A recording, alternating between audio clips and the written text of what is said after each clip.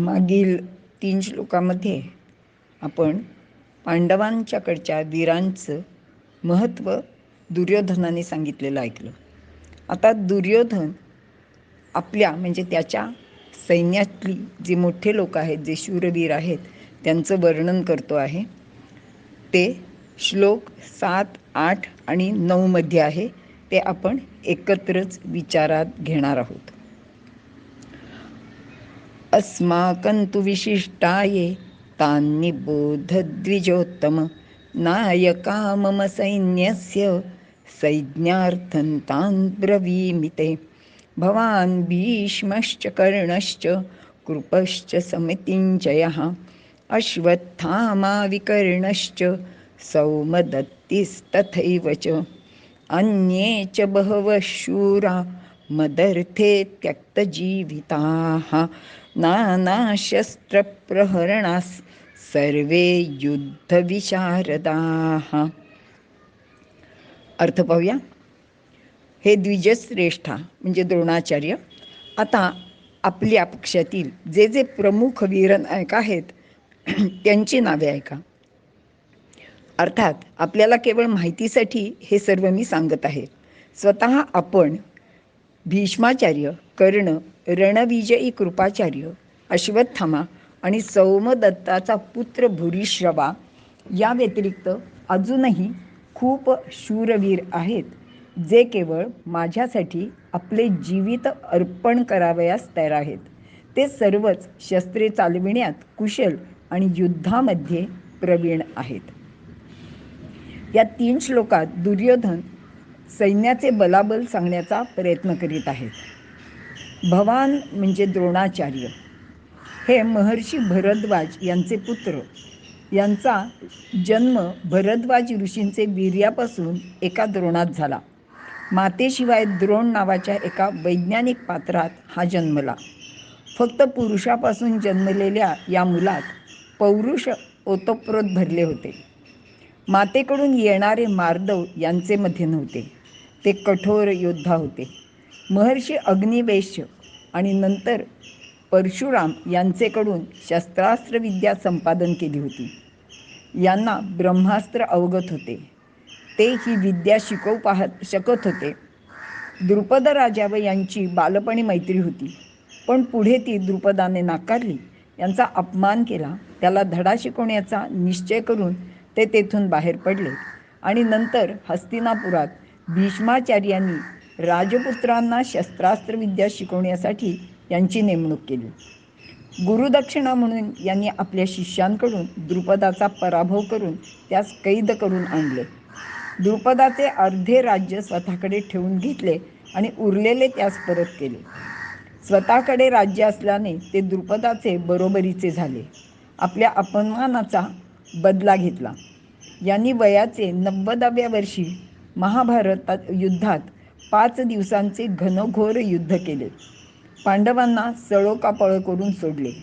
द्रुपदपुत्र धृष्टद्युम्ने यांना त्यांना युद्धात मारले. भीष्माचार्य कुरुवंशातील राजा शंतनू व गंगा यांचा पुत्र देवव्रत. गंगा काही कालानंतर राजा शंतनूला आणि मुलगा देवव्रत यांना सोडून निघून गेली. कालांतराने राजा शंतनू सत्यवती नावाचे तरुण सुंदर कोळी कन्येच्या प्रेमात पडला.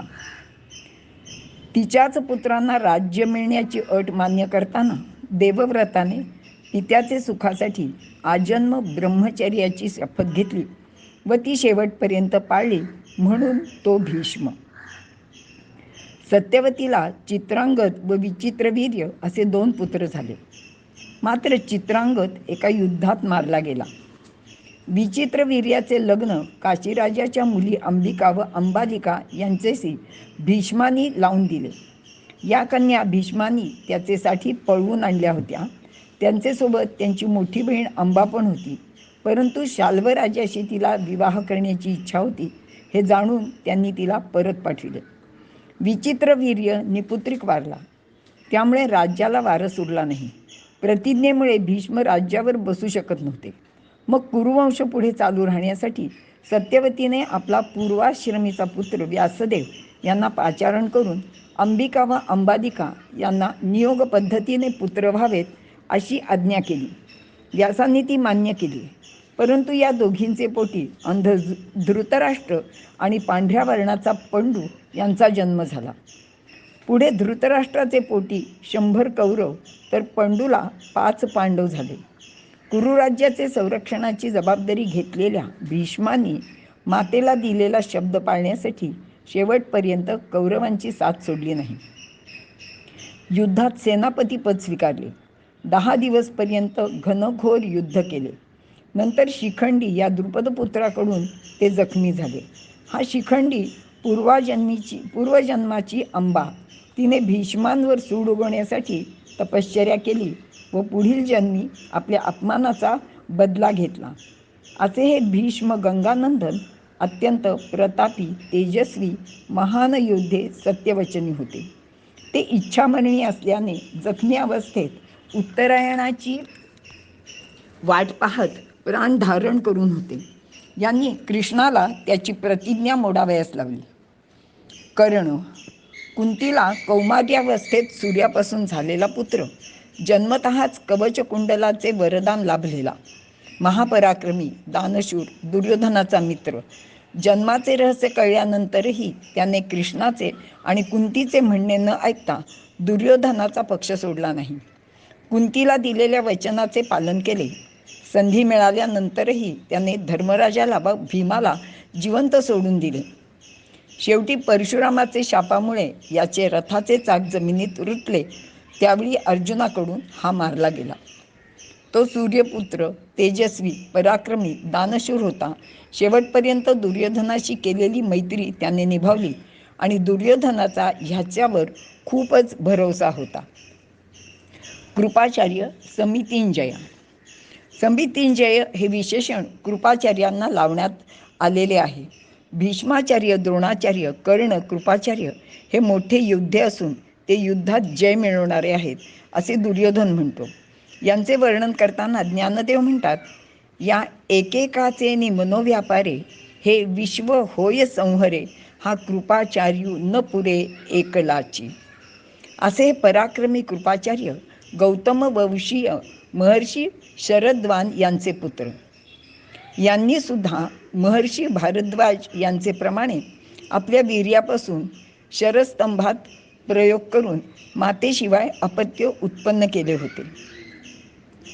या प्रयोगात त्यांना एक मुलगा व एक मुलगी प्राप्त झाली. आपला प्रयोग यशस्वी करण्याची कृपा करणारे ते दोघं म्हणून त्यांचं नाव कृप आणि कृपी असे ठेवले गेले आणि ते याच नावाने पुढे प्रसिद्ध झाले.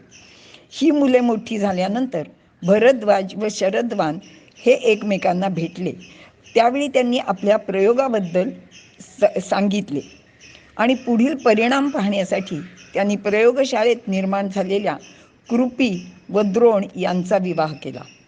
कृपाचार्यांनी मात्र एका सामान्य मुलीशी लग्न लावले. यावेळी जोडप्याचा संसार व्यवस्थित झाला. द्रोणाचार्यांचे पूर्वी कृपाचार्यच कौरव पांडवांना धनुर्विद्या शिकवत होते. या युद्धात ते शेवटपर्यंत जिवंत राहिले. पुढे त्यांनी परीक्षित राजाला विद्या दिली. ते सप्तचिरंजीवांपैकी एक आहेत असे मानले जाते. ते द्रोणाचार्यांचे मेहुणे असल्याने त्यांना खुश करण्यासाठी दुर्योधन त्यांना समितिंजय असे म्हणत आहे. अश्वत्थामा. द्रोणाचार्य व कृपी या प्रयोगशाळेत जन्माला आलेल्या दोघांपासून अश्वत्थामा याचा जन्म झाला. तो अत्यंत पराक्रमी व शूर होता. याने दुर्योधनाचे वधानंतर कपटाने पांडवांचे शिबिरात झोपलेल्या पांडवपुत्र व अनेकांना ठार मारले. शेवटी पांडवकुळाचा नाश करण्यासाठी उत्तरेच्या उदरात असलेल्या गर्भावरही ब्रह्मास्त्राचा प्रयोग केला. मात्र ह्या ब्रह्मास्त्राची त्याला अर्धवट माहिती होती. त्यामुळे ते अस्त्र त्याला परत घेता आले नाही. श्रीकृष्णाने या पोटातील बालकाचे रक्षण केले. जन्मतःच याचे डोक्यावर एक तेजस्वी मणी होता असे सांगतात. या कृत्याने चिडलेल्या द्रौपदीने अर्जुनाला सांगून त्याचा तो मणी काढून घेतला व त्याला जखमी केले. तो शेवटपर्यंत जखमी अवस्थेतच फिरत राहिला. तोही सप्तचिरंजीवांपैकी एक आहे असे मानले जाते. विकर्णश्च हा कौरवांपैकी एक आहे. तो इतरांहून निराळा आहे. तो न्यायी व सुस्वभावी होता. पांडवांच्या सन्मार्गाविषयी व सत्यतेबद्दल त्याला प्रेम आहे. तो पांडवांची बाजू घेऊन दुर्योधनाला विरोध करीत असे. द्रौपदीने जेव्हा भर सभेत प्रश्न विचारला होता की धर्मराज्य स्वतःला हरला आहे तर त्याला द्रौपदीला पणाला लावायचा अधिकार आहे का किंवा नाही आहे, तेव्हा भीष्म, द्रोण सर्वच गप्प बसले. पण विकर्णाने मात्र द्रौपदी व भीमाची बाजू सत्याची आहे असे सांगत त्याने धर्मराज स्वतःचा पण लावून स्वतःला हरवून बसला असता त्याला स्वतंत्र द्रौपदीला पणाला लावायचा हक्क नाही असे सांगितले. त्याने धर्मराज व दुर्योधन यांचा निषेध केला. भीम व द्रौपदीची बाजू भर सभेत घेतली. मात्र तो शेवटपर्यंत कौरव पक्षातच राहिला. युद्धामध्ये तो भीमाकडून मारला गेला. तेव्हा त्या कौरवाच्या मरणाचे भीमाला मनापासून वाईट वाटले. दुर्योधन द्रोणाचार्यांना मुद्दामच विकर्णाचे नाव घेऊन सुचवित आहे की पहा, पांडवांप्रमाणे धर्मात्मा सज्जन असा विकर्णसुद्धा आपल्या बाजूने लढत आहे. सोमदत्ताचा पुत्र याचे नाव भूरिश्रवा. सोमदत्ताचे वडील बंधू बाल्हिक हे शंतनूचे मोठे बंधू होते. ते युरोपमधील बाल्टिक देशात राज्य करीत होते. या बाल्हिकाचा नातू भूरिश्रवा हा महापराक्रमी होता. तो या युद्धात सात्यकीकडून मारला गेला. बाल्हिक म्हणजे आजच्या बाल्टिक राष्ट्राचा स्वामी. हे मोठे धार्मिक वृत्तीचे धर्मात्मा होते. त्यांनी मोठे मोठे यज्ञ करून अपार दक्षिणा विप्रांना दिली होती. अशा रीतीने मोठमोठ्या वीरांची नावे घेऊन झाल्यावर दुर्योधन म्हणतो की याशिवाय अनेक शूरवीर आपल्या सैन्यात आहेत. तसेच त्यांचे प्रमाणेच अनेक धर्मात्मा सुद्धा आहेत. आता हेच पहा ना, आपल्या सैन्यात बाल्हिक, शल्य, भगदत्त, जयद्रथ असे अनेक महापराक्रमी आहेत. ते महारथी पण आहेत आणि ते आपल्या प्राणांची पर्वा न करता युद्धासाठी सज्ज झालेले आहेत. इथे दुर्योधन मुद्दामच मदर्थे त्यक्त जीवितः असा शब्दप्रयोग करत आहे. म्हणजे ते माझ्यासाठी प्राणपणाने लढण्यास तयार आहेत असे तो सांगतो आहे. कारण भीष्म व द्रोण हे दोघे जरी कौरवांकडून लढत असले तरी त्यांचा ओढा प्रेम पांडवांकडे आहे. ते मनापासून युद्ध करणार नाहीत. त्यांचे मन शत्रूच्या हिताविषयी तत्पर आहे. परंतु ते उघडपणे तसे न बोलता इतर वीर कसे आहेत, हे सर्व शूरवीर सर्व प्रकारच्या शस्त्रांमध्ये प्रवीण आहेत. तलवार, गदा, त्रिशूळ, बाण, तोमर, विविध अस्त्रे यामध्ये ते पारंगत आहेत. ते सर्व प्रकारच्या युद्धकलेत प्रवीण आहेत. पांडवांपेक्षा आपले सैन्य संख्येने सुद्धा खूप मोठे आहे. तेव्हा आपल्या दोघांचे नेतृत्वाखाली आपला विजय होऊच शकतो असे दुर्योधन द्रोणांना आडून आडून सुचवित आहेत. यानंतर 10व्या श्लोकाचा आपण पुढील भागात विचार करू. धन्यवाद.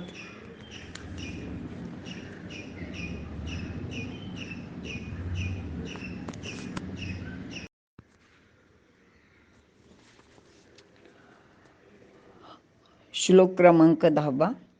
अपर्याप्तं तदस्माकं बलं भीष्माभिरक्षितं पर्याप्तं त्विदमेतेषां बलं भीमाभिरक्षितं.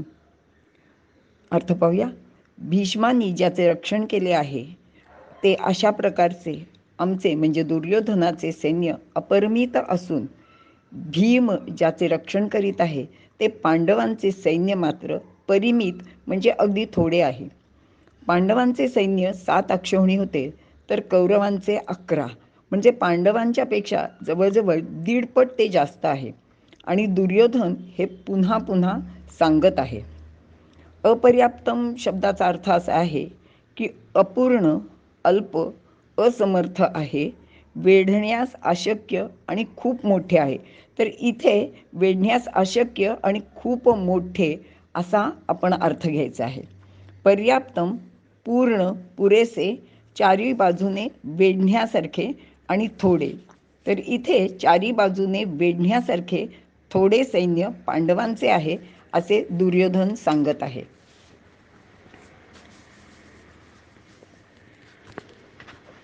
विवरण पाहूया. अपर्याप्तं तदस्माकं बलं भीष्माभिरक्षितम्. आत्तापर्यंत अधर्म अन्याय या मार्गाने वर्तन केल्यामुळे दुर्योधनाचे मनात भय उत्पन्न झाले होते. सैन्याचे संख्यात्मक बलाचा विचार केला तर पांडवांपेक्षा कौरवांच्या सैन्याचे संख्याबळ खूप जास्त आहे. पण ते पांडव सैन्यावर विजय मिळवण्यास असमर्थ असे आहे, कारण त्यांच्या नेत्यांमध्ये मतभेद आहेत. या उलट पांडव सैन्य एकदिलाने, निर्भयतेने, निसंकोचतेने लढण्यास सिद्ध आहे. कौरवांचे मुख्य सेनापती व सेना रक्षक आचार्य द्रोण पांडवांचे पक्षपाती आहेत. ते पांडवांचे हितचिंतक आहेत. मनातून दुर्योधनाचा विरोध आहे. त्यांना श्रीकृष्णाबद्दल भक्ती आहे. अर्जुन त्यांचा अत्यंत आवडता आहे आणि धर्मराजाचे नीतिमान वर्तनाबद्दल त्यांना आदर आहे. अशा परिस्थितीत पांडवांशी मुकाबला करण्यास कौरव सैन्य असमर्थ आहे असे दुर्योधनाला मनातून वाटू लागले. पर्याप्तं त्विदमेतेषां बलं भीमाभिरक्षितम्. पांडव सैन्य विजय मिळवण्यास समर्थ आहे. त्यांच्या सेनेचा संरक्षक भीम हा अतिशय बलवान आहे. त्याने दुर्योधन, दुःशासन यांचे वधाची प्रतिज्ञा केली आहे. आत्तापर्यंत याने प्रत्येक वेळेला दुर्योधनाला हरवलेले आहे. असा हा सामर्थ्यशाली भीम सेनापती नसला तरी तोच खरा सेनानायक असे दुर्योधनाला वाटत आहे आणि तो पांडव सैन्याला पर्याप्त म्हणत आहे. शिवाय पांडव सैन्याकडे अत्यंत बुद्धिमान व प्रसंगावधानी, चतुर असा श्रीकृष्ण आहे. तो पांडव सैन्याचा खरा रक्षणकर्ता आहे. त्याचे सल्ल्यानुसार पांडव सैन्य व स्वतः पांडव नेहमीच आपले व्यवहार करतात. तो श्रीकृष्ण स्वतः निर्भय, शूरवीर, उत्तम सारथी आहे. तो अर्जुनाचा कैवारीही आहे. म्हणून दुर्योधनाला पांडवांची जास्त भीती वाटत आहे. तो पांडव सैन्याचा उल्लेख पर्याप्त म्हणजे सामर्थ्यवान म्हणून पण करीत आहे. इथे थांबूया. यानंतर पुढच्या श्लोकाचा विचार करूया. धन्यवाद. नमस्कार. यानंतर भीष्माचार्यांना संतुष्ट करण्यासाठी दुर्योधन सांगत आहे. श्लोक क्रमांक 11. अयनेषु च सर्वेषु यथा भागमवस्थिताः भीष्ममेवाभिरक्षन्तु भवन्तः सर्व एव हि.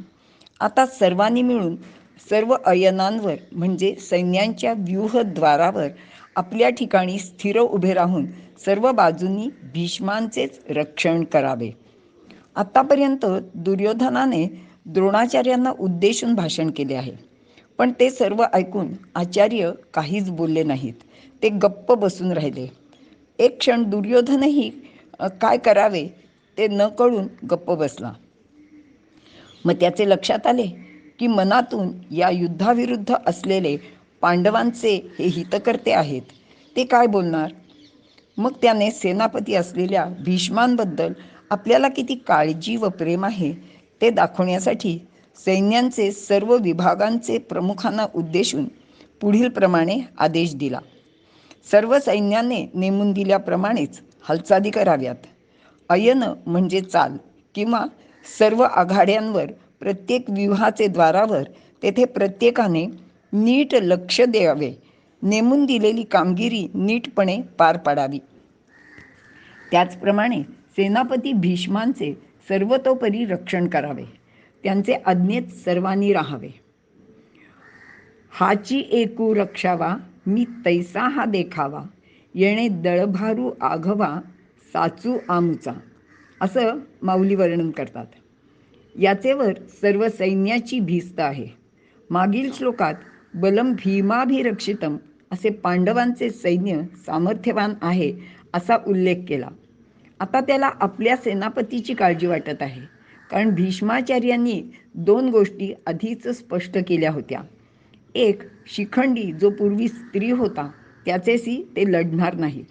शिवाय पांडवांपैकी कोणालाही ते मारणार नाहीत. त्यामुळे यांचेपैकी कोणाकडूनही भीष्मांना धोका होता. म्हणून तो म्हणतो आहे की धोका टाळण्यासाठी त्यांचे रक्षण केले पाहिजे. तसेच भीष्माचार्य वृद्ध असले तरी ते घनघोर युद्ध करू शकत होते. या युद्धात पहिले 10 दिवस त्यांनी नेतृत्व केलेले आहे आणि पांडव सैन्याची खूप मोठी हानी केलेली आहे. अशा प्रकारे सर्व सैनिक आणि सेनानायक यांना सांगितल्यावरही द्रोणाचार्य काहीच बोलत नाहीत. असे पाहून दुर्योधन पितामह भीष्मांकडे पाहू लागला, पण ते सुद्धा काहीच बोलत नाहीत. मात्र त्यांनी आपला शंख उचलला व तो वाजविण्यास प्रारंभ केला, असे संजय यांनी धृतराष्ट्रास सांगितले. तो श्लोक पुढील भागात पाहूया. धन्यवाद.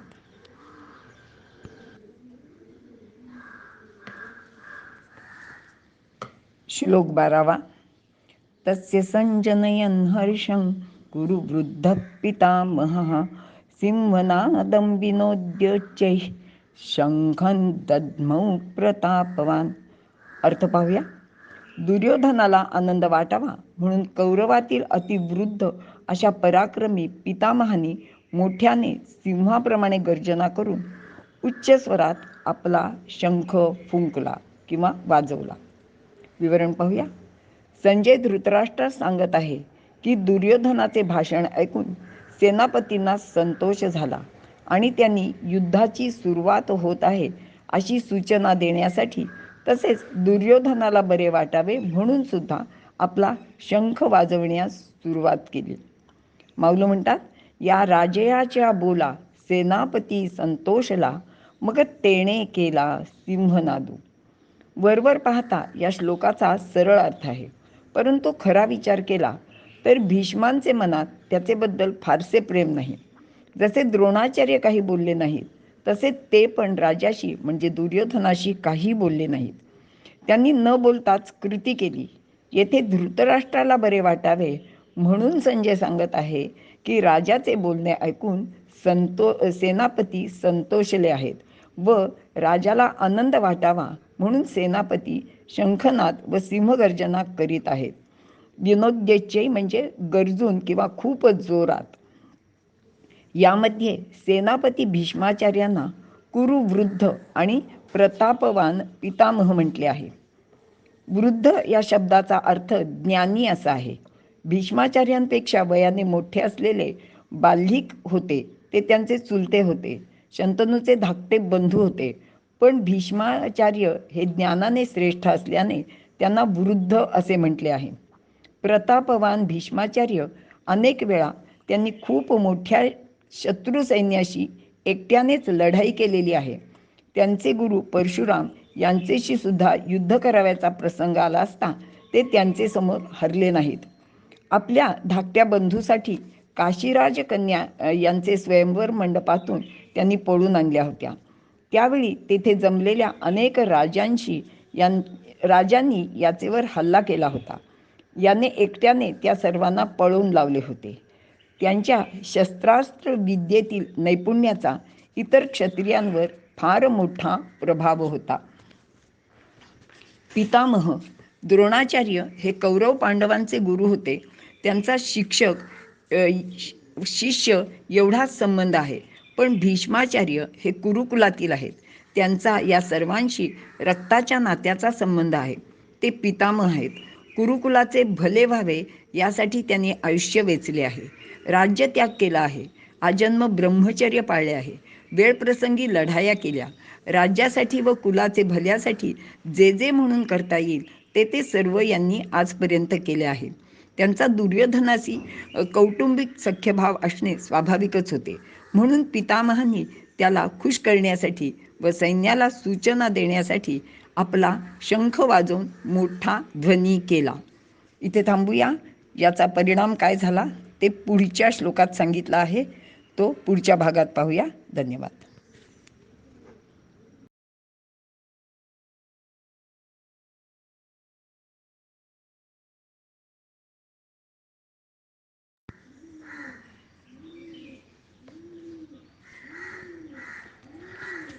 श्लोक 13. ततशंखाश्च भैर्यश्च पणवानकगोमुखाः सहसैवाभ्यहन्यन्त सशब्दस्तुमुलोऽभवत्. अर्थ पाहूया. यानंतर कौरव सैन्यांनी अनेक शंख, नौबती, डंके, मृदुंग आणि गोमुखे वाजवू लागले. तो ध्वनी फारच मोठा होता. विवरण पाहूया. भीष्म पितामहांनी सिंहनाद आणि शंखनाद केला. तो ऐकून कौरव सैन्यांनी युद्ध सुरू झाल्याची घोषणा समजून एकदम विविध रणवाद्ये वाजवण्यास प्रारंभ केला. अशा रणवाद्यांचा ध्वनी ऐकून सैन्यामध्ये उत्साह संचरतो. असलेले थोडेफार भयही दूर होते. असा रणवाद्यांचा घोष करून कौरव सैन्याने पांडवांना एक प्रकारे आव्हानच दिले होते. यामध्ये पुढील रणवाद्ये वाजवण्यात आली. शंख. शंख समुद्रात उत्पन्न होतात. भगवंताच्या पूजेच्या वेळी यातील पाणी तीर्थ म्हणून उपयोगात आणतात. अनेक घरी नित्य पूजेत याची पूजा होते. शंखासुराला दिलेल्या वरामुळे याला देवघरात स्थान मिळाले आहे. भगवंताच्या म्हणजे विष्णूचे एका हातात हा विराजमान आहे. मंगल कार्याचे आरंभी मंदिरात, देवपूजेचे वेळी आणि युद्धाचे आरंभी तोंडाने हवा फुंकून तो वाजवितात. याच्या ध्वनिनादाने संकटे दूर पळून जातात अशी एक समजूत आहे. भेरी. भेरीला नगारा असे पण म्हणतात. मोठ्या आकाराच्या नगाऱ्यांना नौबत असे म्हणतात. हे लोखंडाचे बनवितात व म्हशीच्या कातड्याने मढवितात.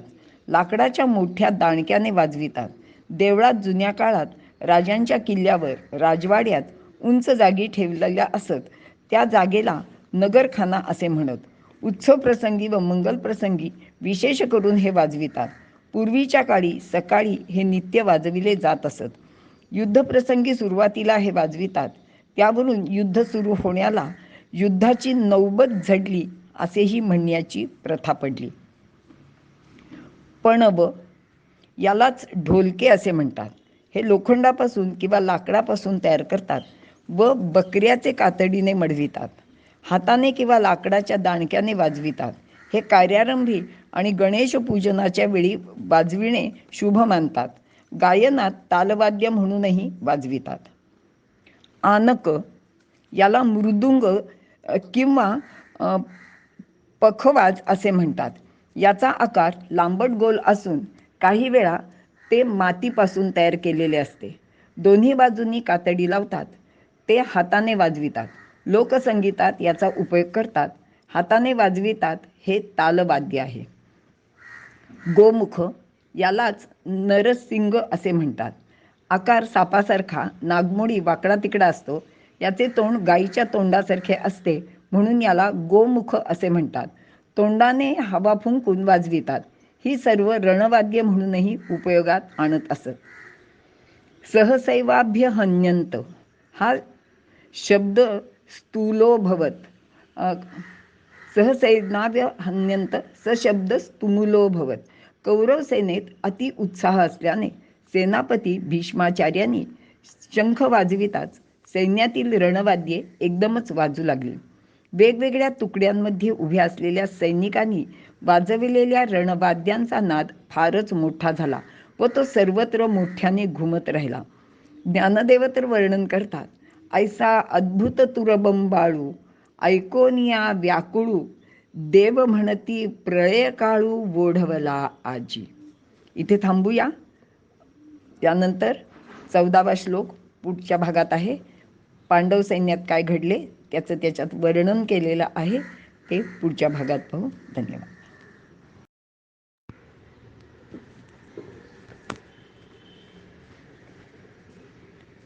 श्लोक 14वा.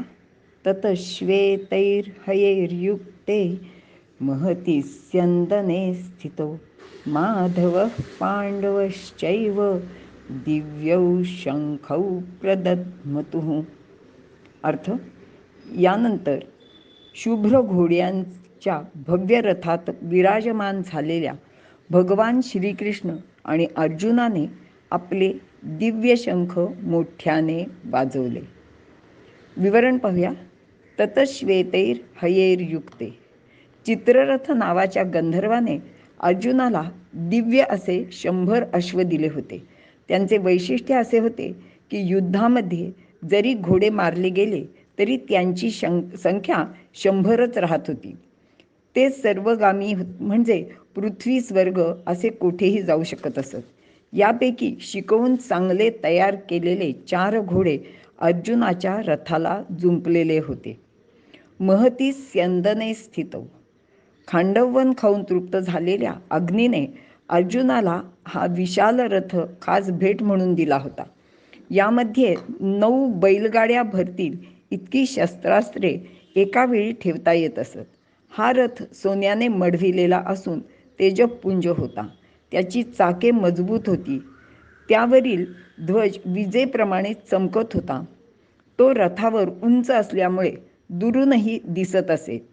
या ध्वजाचे वजन अत्यंत कमी होते. त्याचे आणखी एक वैशिष्ट्य म्हणजे यावर प्रत्यक्ष हनुमंत विराजमान असत. ध्वजस्तंभावरी वानरू तो मूर्तिमंत शंकरू, सारथी शारंगधरू अर्जुनेसी. असं याच्या रथाचं वर्णन केलेलं आहे. अशा सुंदर रथावर साक्षात भगवान श्रीकृष्ण आणि त्यांचा आवडता लाडका असा भक्त अर्जुन विराजमान झाले होते. येथे अश्ववाहकू आपण, वैकुंठीचा राणा जाण, तया रथाचे गुण काय वर्णू, असं ज्ञानदेव म्हणतात. माधव पांडवश्चैव. माधव, मा म्हणजे लक्ष्मी, धव म्हणजे पती. लक्ष्मीचे पती माधव म्हणजे साक्षात विष्णू आणि पांडव म्हणजे अर्जुन. अर्जुन व श्रीकृष्ण नरनारायणांचे अवतार समजले जातात. दिव्यौ शंखौ प्रदध्मतुः.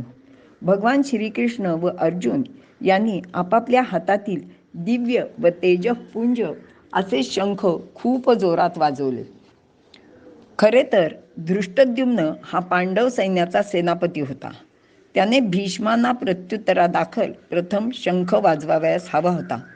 परंतु येथे श्रीकृष्ण व अर्जुन यांनी ते काम केले. तसेही भगवान श्रीकृष्णांनी कोणतेही काम केले तरी त्यांचे जनमानसातील स्थान सर्वश्रेष्ठ दर्जाचे आहे आणि श्रीकृष्ण व अर्जुन हे दोघेच पांडव सैन्याला विजय मिळवून देणारे होते. ते दोघे आणि भीम नसता तर पांडव युद्ध करू शकले नसते. म्हणूनच वरील श्लोकात बलम भीमाभिरक्षितम असे म्हटले आहे. तर येथे या दोघांनी म्हणजे कृष्णार्जुनांनी पांडव सैन्य युद्धाला तयार आहे असे शंख वाजवून प्रत्युत्तर दिलेले आहे. पांडव सैन्यातील कोणी कोणी कोणते शंख वाजवले ते पुढील श्लोकातून आपण पाहणार आहोत. इथे थांबूया. धन्यवाद.